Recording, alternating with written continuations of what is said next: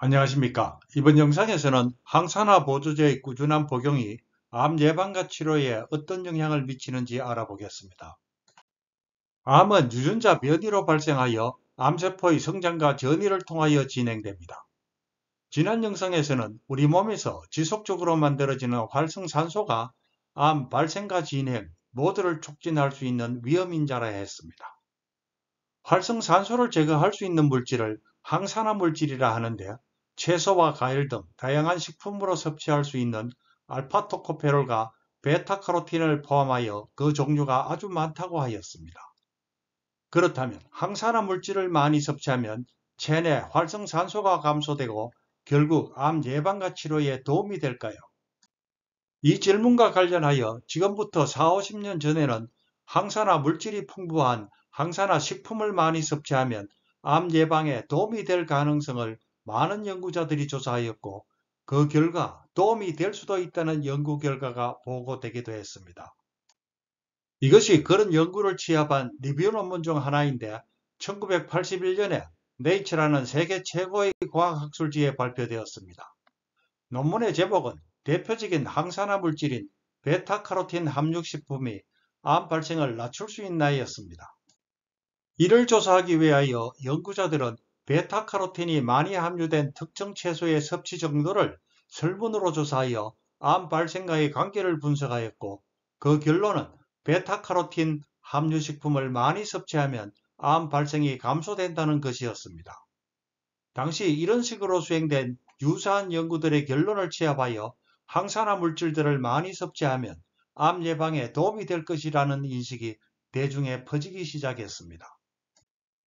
그런데 특이하게도 이 리뷰 논문의 하단에 네이처 학술지의 편집진이 다음과 같은 주의문을 실었습니다. 그 내용은 베타카로틴의 암 예방 효과가 확실하게 규명된 것은 아니니 이 리뷰 논문에 근거하여 베타카로틴이 많이 함유된 당근 같은 식품들을 많이 섭취하면 암이 예방될 것이라고 단정하지 말라는 것이었습니다. 자, 그러면 네이처 편집진은 왜 베타카로틴 효과가 확실하게 규명되지 않았다고 봤을까요? 그 이유를 편집진이 명확하게 밝히지는 않았지만, 본 영상을 제작하는 저는 크게 두 가지 이유가 있었다고 봅니다. 첫째는 당시 연구들이 설문조사로 진행되었다는 점입니다. 따라서 개인별로 항산화 물질 섭취 정도를 정확하게 정량하기 어렵고, 그로 인해 결론의 신빙성도 속단할 수 없다는 것입니다.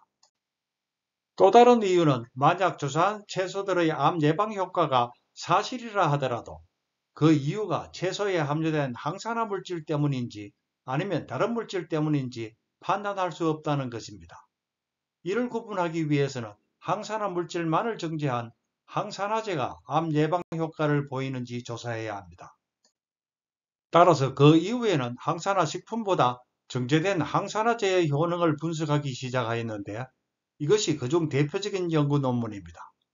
이 논문은 국제공동연구팀이 알파토코페롤과 베타카로틴이라는 항산화 물질들이 폐암 발생에 미치는 영향을 분석하여 그 결과를 세계 최고의 임상학술지인 뉴잉글랜드 저널 오브 메디슨에 1994년에 발표한 것입니다.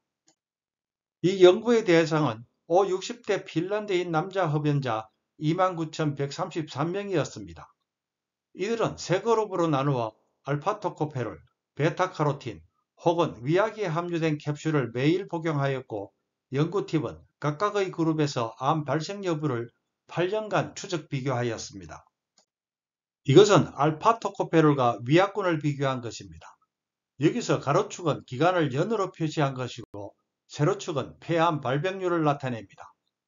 그래프에서 보듯이 시간이 지나면서 폐암의 발생이 증가하지만 알파토코페롤 복용이 의미 있는 차이를 만들지는 못했습니다.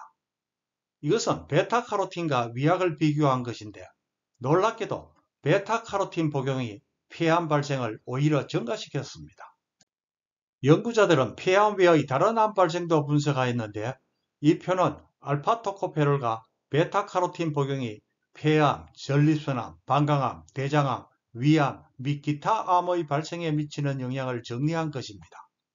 그 결과는 항산화제 복용으로 발생이 감소하는 암도 있었지만, 대부분의 경우 차이가 없거나 오히려 암 발생이 증가하는 것으로 나타났습니다. 따라서 이 연구의 결론은 알파토코페론이나 베타카로틴 같은 항산화제의 꾸준한 복용은 암 예방 효과가 미비하고 오히려 암 발생을 증가시킬 수도 있다는 부정적인 것이었습니다. 문제는 이처럼 예상을 벗어난 부정적인 결론이 이 연구뿐만 아니라 그 이후 수행된 다른 연구에서도 반복적으로 확인되었다는 것입니다. 이 논문들이 그런 부정적인 결론을 도출한 연구의 예인데 모두 항산화제의 암 예방 혹은 치료 정진 효과를 확인하지 못하였으며 경우에 따라서는 오히려 해로울 수도 있다는 견해를 펴고 있습니다. 이것은 많은 사람들의 오랜 기대와는 완전히 상반되는 것으로 도대체 그 이유가 무엇인지 무척 궁금해집니다. 그러나 그 이유에 대한 설명이 간단하지 않으니 다음 영상에서 설명해 드리도록 하겠습니다. 감사합니다.